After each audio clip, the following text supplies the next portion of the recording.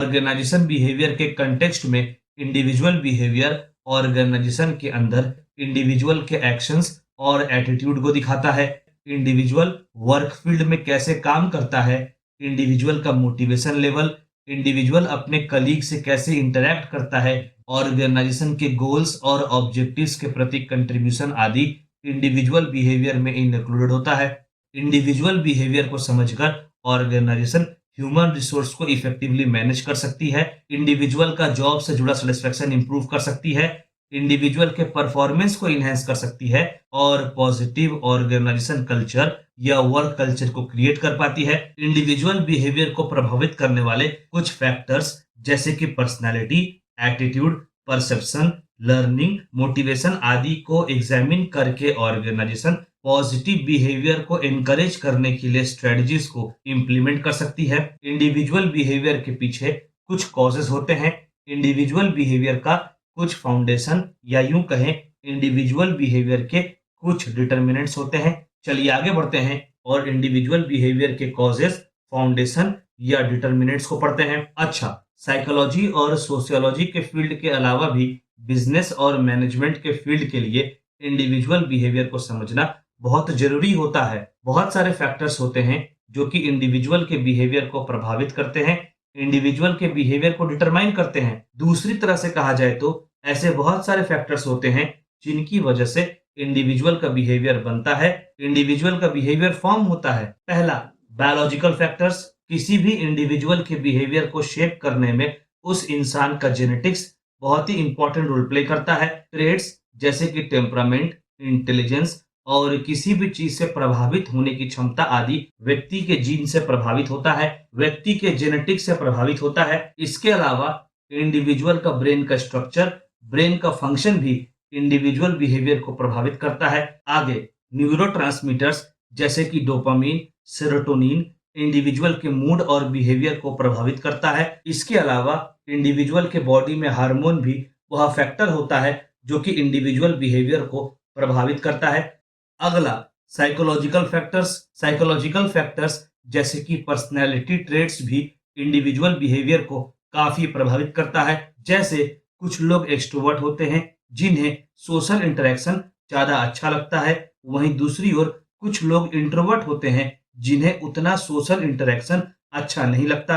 आमतौर पर ऐसे लोग एकांत में रहना प्रेफर करते हैं। आगे, इमोशन भी एक इम्पॉर्टेंट फैक्टर होता है जो कि इंडिविजुअल के बिहेवियर का कॉज होता है। जैसे जब इंडिविजुअल डरता है तो वह भागता है या फाइट करने को तैयार हो जाता है, वहीं दूसरी ओर जब इंडिविजुअल खुश होता है तो वह लोगों से मिलता जुलता है या यूं कहें सोशली एक्टिव हो जाता है। आगे, इंडिविजुअल किसी भी सिचुएशन को कैसे इंटरप्रेट करता है, इंडिविजुअल का परसेप्शन कैसा है, यह सब भी इंडिविजुअल के किसी पर्टिकुलर बिहेवियर का कॉज होता है। और इतना ही नहीं, कॉग्निटिव प्रोसेस जैसे कि attention, memory, problem solving skill आदि भी इंडिविजुअल के बिहेवियर को प्रभावित करता है। अगला, सोशल फैक्टर्स। किसी भी इंडिविजुअल के सोशलाइजेशन का अर्ली फेज में फैमिली एक इंपॉर्टेंट रोल प्ले करता है।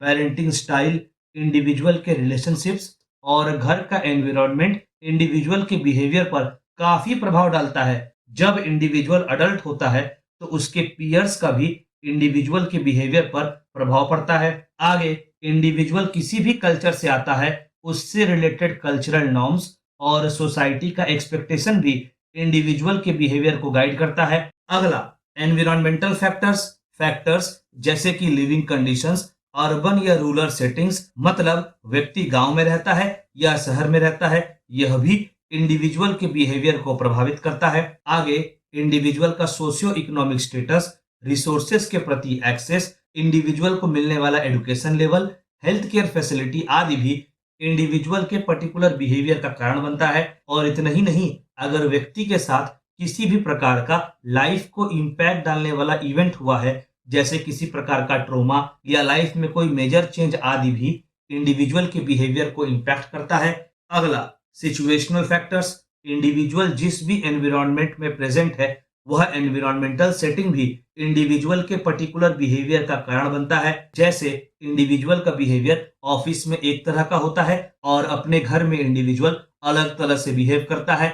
आगे, इंडिविजुअल अपने जीवन में अलग अलग फेजेस में एंटर करता है, जैसे कि इंडिविजुअल सिंगल रहता है, फिर मैरिड होता है, इंडिविजुअल किसी का फ्रेंड है, वहीं दूसरी ओर वह एम्प्लॉय भी है। तो यह सब फैक्टर्स भी इंडिविजुअल के बिहेवियर को डेवलप करते हैं। ऑर्गेनाइजेशन बिहेवियर से रिलेटेड कई मॉडल्स होते हैं जो कि ऑर्गेनाइजेशन बिहेवियर के अलग अलग एस्पेक्ट्स को, अलग अलग पहलुओं को समझने में हेल्प करते हैं। उन्हीं में से एक मॉडल है कस्टोडियन मॉडल। ऑर्गेनाइजेशनल बिहेवियर का कस्टोडियन मॉडल एक ट्रेडिशनल मैनेजमेंट अप्रोच है जो यह मानता है कि ऑर्गेनाइजेशन एम्प्लॉइज का कस्टोडियन होता है, एम्प्लॉइज का केयरटेकर होता है। इस मॉडल का मानना है कि एम्प्लॉइज का वेलबींग को इंश्योर करना, एम्प्लॉइज का सिक्योरिटी को इंश्योर करना, एम्प्लॉइज को बेनिफिट प्रोवाइड करना, एक स्टेबल प्रोडक्टिव वर्क एनवायरनमेंट आदि प्रोवाइड करना ऑर्गेनाइजेशन का रिस्पॉन्सिबिलिटी होता है। तो चलिए कस्टोडियन मॉडल के की प्रिंसिपल्स को देखते हैं। पहला, जॉब सिक्योरिटी। कस्टोडियन मॉडल का one of the foundation principles होता है एम्प्लॉइज को जॉब सिक्योरिटी प्रोवाइड करना। यह इंक्लूड करता है long term employment contract, unnecessary lay off से बचाव, स्टेबल वर्क कंडीशन प्रोवाइड करना आदि। अगला, बेनिफिट्स एंड वेलफेयर प्रोग्राम्स। जो भी ऑर्गेनाइजेशन कस्टोडियन मॉडल को अडॉप्ट करती है वह एम्प्लॉइज को एक्सटेंसिव बेनिफिट्स प्रोवाइड करती है, हेल्थ इंश्योरेंस प्रोवाइड करती है, रिटायरमेंट प्लान्स प्रोवाइड करती है और बाकी वेलफेयर प्रोग्राम्स प्रोवाइड करने का प्रयास करती है। यह सारे बेनिफिट्स का एम होता है एम्प्लॉइज को फिजिकल और फाइनेंशियल वेलबींग प्रोवाइड करना। अगला, सपोर्टिव मैनेजमेंट। इस मॉडल में ऑर्गेनाइजेशन एम्प्लॉइज के कस्टोडियन के रूप में काम करती है, केयरटेकर के रूप में काम करती है, जिसमें एम्प्लॉइज के वेलबींग पर फोकस होता है और साथ ही साथ एम्प्लॉइज को गाइडेंस प्रोवाइड करना, सपोर्ट प्रोवाइड करना, टास्क या वर्क रिलेटेड जरूरी रिसोर्सेज प्रोवाइड करना भी इन सब में इंक्लूडेड होता है। अगला, स्टेबल वर्क एनवायरनमेंट। यह मॉडल एम्प्लॉइज को स्टेबल और प्रेडिक्टेबल वर्क एनवायरनमेंट प्रोवाइड करने में एम्फेसिस देता है। यही स्टेबिलिटी एम्प्लॉइज का स्ट्रेस को रिड्यूस करती है, एम्प्लॉइज के बीच में अनसर्टेनिटी को कम करती है, एम्प्लॉइज में लॉयल्टी और कमिटमेंट लेवल के सेंस को बढ़ाती है। अगला, एक्सट्रिंसिक मोटिवेशन। एक्सट्रिंसिक मोटिवेशन का मतलब होता है ऐसा मोटिवेशन जो कि एक्सटर्नल रिवॉर्ड से प्रभावित होता है। दूसरी तरह से कहा जाए तो एक्सट्रिंसिक मोटिवेशन के केस में एम्प्लॉइज बाहरी रिवॉर्ड से मोटिवेटेड होता है, जैसे कि सैलरी, बोनस और अदर फाइनेंशियल रिवॉर्ड्स। और हाँ, यहाँ पर इंट्रिंसिक मोटिवेशन पर फोकस नहीं किया जाता।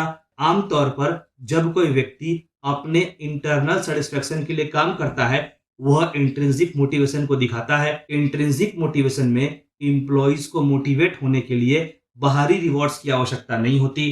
कई मॉडल्स होते हैं जो कि ऑर्गेनाइजेशन बिहेवियर के अलग अलग एस्पेक्ट्स को, अलग अलग पहलुओं को समझने में हेल्प करते हैं। उन्हीं में से एक मॉडल है कस्टोडियन मॉडल। ऑर्गेनाइजेशनल बिहेवियर का कस्टोडियन मॉडल एक ट्रेडिशनल मैनेजमेंट अप्रोच है जो यह मानता है कि ऑर्गेनाइजेशन एम्प्लॉइज का कस्टोडियन होता है, एम्प्लॉइज का केयरटेकर होता है। इस मॉडल का मानना है कि एम्प्लॉइज का वेलबींग को इंश्योर करना, एम्प्लॉइज का सिक्योरिटी को इंश्योर करना, एम्प्लॉइज को बेनिफिट प्रोवाइड करना, एक स्टेबल प्रोडक्टिव वर्क एनवायरनमेंट आदि प्रोवाइड करना ऑर्गेनाइजेशन का रिस्पॉन्सिबिलिटी होता है। तो चलिए कस्टोडियन मॉडल के की प्रिंसिपल्स को देखते हैं। पहला, जॉब सिक्योरिटी।